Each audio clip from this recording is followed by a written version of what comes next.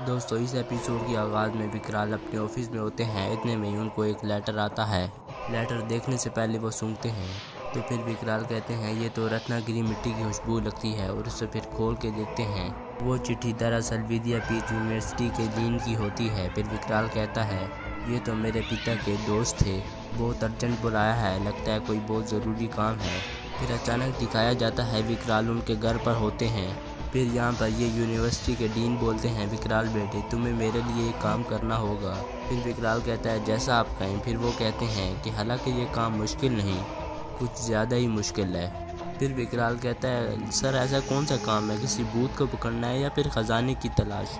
तो फिर वो जवाब में कहते हैं नहीं नहीं, ऐसा कुछ भी नहीं है, सिर्फ एक बोतल पानी लाना है। फिर विकराल ये सुनकर हैरान हो जाता है कि 1 लीटर पानी। फिर वो कहते हैं तुम्हें शोगा के जंगलों में जाना पड़ेगा और वहाँ पर अमृत झील से तुम्हें 1 बोतल पानी भर के लाना पड़ेगा। फिर विकराल कहता है वही झील ना जिसका पानी पीने से इंसान की जख्म दूर हो जाते हैं। फिर वो कहते हैं जिसका पानी पानी नहीं अमृत है, वही जो हर बीमारी का इलाज है। फिर इसके बाद विकराल कहता है ये कहानी मैं बचपन से सुनता आ रहा हूँ। फिर वो कहते हैं बेटा ये कहानी नहीं है, ये एक हकीकत है। फिर वो कहते हैं हाँ हकीकत है, ये देखो। फिर उनको नक्शा दिखाते हैं विकराल को। फिर ये कहते हैं मैंने सालों साल इस पर रिसर्च की है और इसका पता भी पा लिया है। फिर वो विकराल को मैप में समझाते हैं कि यहाँ पर है वो अमृत झील। फिर इतने में विकराल बोलता है लेकिन सर आपको ये क्यों चाहिए, आपको इसकी क्या ज़रूरत पड़ी। फिर वो कहते हैं मुझे कोई ज़रूरत नहीं। फिर विकराल बोलता है कि मेरा जहन कहता है कि ऐसी जादुई चीज़ें ना ही छेड़ें तो बेहतर है। फिर वो विकराल को कहते हैं अंदर आओ मेरे साथ। फिर अंदर विकराल को अपने पोते के पास ले जाते हैं और कहते हैं ये है मेरा पोता विकराल। फिर उसके बाद ये विकराल को इसकी तकलीफ़ बताते हैं और कहते हैं कि बेटा झील का पानी ला के इसे बचा दो, तुम ही मेरा आखिरी सहारा हो विकराल। फिर वो हाथ जोड़ते हैं तो विकराल कहता है ये आप क्या कर रहे हैं, आज मैं जो भी हूँ जिस मकाम पर भी हूँ आपकी वजह से हूँ, आपने मुझे तालीम दी है, ये काम तो मैं आपका ज़रूर करूँगा, आप बेफिक्र हो जाएं। फिर यही बताते हैं उस झील तक पहुँचना बेटा कोई आसान बात नहीं है। दरअसल बेटा अमृत झील का इलाका शैतानी इलाका है, वहाँ पर भूत प्रेत तो हैं ही, लेकिन इसके अलावा वहाँ पर जो भी गया आज तक लौट कर नहीं आया। फिर वो विकराल को अपने दोस्त की कहानी बताते हैं कि वो भी गए थे पिछले साल, लेकिन वो जब लाए गए तो उन दोनों के सर उल्टे हुए थे। फिर विकराल कहता है आप बेफिक्र हो जाएं, मैं भूतों से नहीं डरता। फिर विकराल को वो एक किताब देते हैं और कहते हैं उस इलाके की जितनी भी अहम जानकारियाँ हैं मैंने इस किताब में लिख दी हैं। फिर विकराल कहता है और कुछ। फिर वो बोलते हैं 3 बातों का ख्याल रखना। नंबर 1, उस इलाके से कभी फूल मत तोड़ना, और दूसरी अगर तुम्हें पीछे से कोई आवाज़ दे तो पीछे मुड़कर मत देखना, और तीसरी ये कि झील के किनारे हंसना मत, हंसी बिल्कुल मत निकालना। फिर इसके बाद विकराल चला जाता है और इतने में ही पीछे से गबरू ये सब देख रहा होता है और कहता है विकराल के बच्चे मैंने तेरे पास सोने के 100 सिक्के रखवाए थे, लेकिन ये सिर्फ 93 ही हैं, मेरे बाकी 7 सिक्के कहाँ गए विकराल। जब तक मुझे अपने पूरे सिक्के नहीं मिल जाते विकराल, मैं तेरा पीछा नहीं छोड़ूंगा। फिर गबराल यहाँ से उड़न छू होकर विकराल के बाइक का पीछा करना शुरू कर देता है। फिर उसके बाद विकराल यहाँ पर जंगल के अंदर चला जाता है और पीछे से दरख्त के पीछे गबरू भी देख रहा होता है। फिर इसके बाद गबराल दरख्त के ऊपर चढ़ता है और वो एक फूल को देखता है और कहता है इसे मैं तोड़ूंगा, और फिर फूल को गबराल तोड़ देता है। फूल को तोड़ने के बाद नीचे एक चुड़ैल आ जाती है और उसे आग के गोले से गबराल को मारना शुरू कर देती है। फिर मारते मारते गबराल दरख्त से नीचे जाके लगता है। जैसे ही गबराल नीचे गिरता है वो चुड़ैल गबराल के पास आ रही होती है। इतने में ही पीछे से विकराल उसे अपनी तीर का निशाना बना देता है। फिर विकराल उसे देखकर कहता है तुम यहाँ कैसे आए। फिर गबराल कहता है तुम्हारे पीछे पीछे, तुमने मेरे सोने के 7 सिक्के हड़प लिए। फिर विकराल गुस्से में आकर गबराल को गिरेबान से उठा लेता है और कहता है सोने के सिक्के। फिर गबराल कहता है तुमने जब मुझे पकड़ा था तो सोने के सिक्के तुम्हारे पास ही थे, और अब उन सोने के 100 सिक्कों में से 7 सिक्के गायब हैं। और उस चक्कर में विकराल कहता है तू यहाँ तक आ गया। फिर गबराल कहता है हाँ। फिर विकराल कहता है अरे ये तो सूद का मुनीब का भी बाप निकला। फिर विकराल कहता है अबे तेरे सिक्कों का मुझे कुछ नहीं मालूम, गिर विर गए होंगे। और फिर विकराल उसे गिरेबान से पीछे धक्का देता है, गबराल गिर जाता है और विकराल फिर चला जाता है और गबराल भी पीछे पीछे उनके आता है और कहता है जब तक मेरे साथ सोने के सिक्के नहीं मिल जाते मैं तुम्हारा पीछा नहीं छोड़ने वाला। फिर यहाँ पर ये आराम कर रहे होते हैं, इतने में घबराल छुप कर विकराल का लाल वाला चश्मा उठा लेता है और फिर विकराल देख कर कहता है, गबरू चश्मा दे। फिर गबरू कहता है, पहले मुझे सोने के सिक्के चाहिए। फिर विकराल गुस्से में कहता है, गबरू चश्मा दो वापस। फिर गबरू कहता है, नहीं दूंगा। ये कहकर वहाँ से भाग जाता है। फिर थोड़ी ही देर बाद घबराल वापस दौड़ता हुआ आ रहा होता है और कहता है, विकराल मुझे बचाओ विकराल। वो दरअसल बकरी से भाग रहा होता है क्योंकि वो बकरी लाल चश्मे से भूत नज़र आ रही होती है। फिर विकराल समझ जाता है और कहता है कि जो भी उस चश्मे से देखता है तो उसे वो भूत नज़र आता है। फिर विकराल उसे मारने के लिए अपना हथियार उसकी जानिब फेंकता है और उसे मार देता है और घबराल विकराल के पास आता है और विकराल फिर कहता है, दे मेरा चश्मा। फिर घबराल चश्मा दे देता है। फिर इसके बाद विकराल और घबराल चलते चलते अमृत झील के पास पहुंच जाते हैं और घबराल कहता है, वो रही अमृत झील विकराल। यहाँ पर फिर विकराल घबराल को कहता है, चलो पानी निकालते हैं। फिर घबराल को इशारा करता है, पानी निकालो।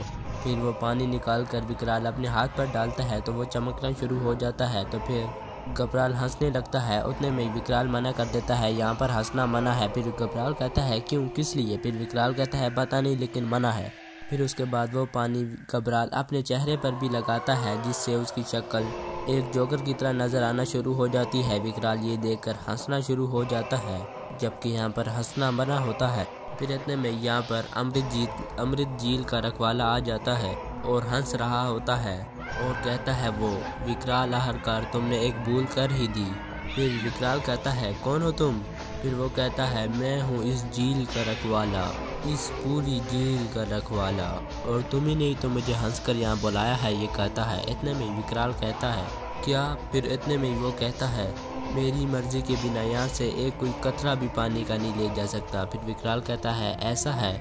तुम कौन होते हो मुझे रोकने वाले? फिर गबरू को कहता है, चल पानी निकाले। इतने में वो पानी निकालने लगता है। इतने में वो झील का रखवाला अपनी शक्तियों से उसे रोक लेता है और वो कहता है, ज़बरदस्ती मत करो विकराल, कुछ नहीं हो पाएगा। तो विकराल कहता है, तो हमें क्या करना होगा ये पानी पाने के लिए? फिर वो कहता है, मेरे 3 सवालों का जवाब देना होगा बस। फिर गबरू कहता है, क्या पैसे मिलेंगे? इतने में विकराल बोलता है, गबरू चुप। फिर विकराल बोलता है, कौन से 3 सवाल? फिर वो कहता है, 3 पहेलियाँ। वो कहता है, अगर तुमने 3 पहेलियों में से एक भी पहेली गलत बताई तो मैं तुम दोनों को इसी झील में दफन कर दूंगा। फिर विकराल बोलता है, अगर सही जवाब दे दिए तो फिर वो कहता है, और अगर ऐसा हुआ तो मैं तुम्हें पानी की एक बोतल ले जाने दूंगा। फिर विकराल बोलता है, पूछो चलो, कौन से 3 सवाल हैं तुम्हारे? फिर वो बोलता है, मेरा पहला सवाल ये है, मान लो तुम एक भूत बंगले में हो, तुम्हारी एक हाथ में माचिस की तीली और दूसरे हाथ में मिट्टी का तेल है। अचानक तुम्हारे सामने एक प्रेत आ जाती है और उसके साथ साथ एक चुड़ैल भी, और इतना ही नहीं, और एक बेताल भी आ जाता है।